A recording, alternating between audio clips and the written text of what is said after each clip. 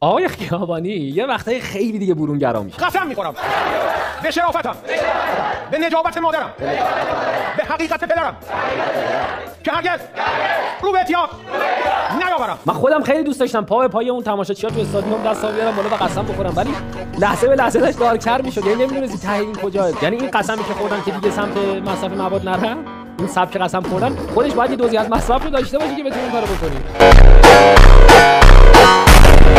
کله خالی نمیشه اصلا. بعد دوستانی که دارن تکرار میکنن اگه دقت کنید کم کم صدا میفته، یعنی اندک اندک دم مصاب میرون.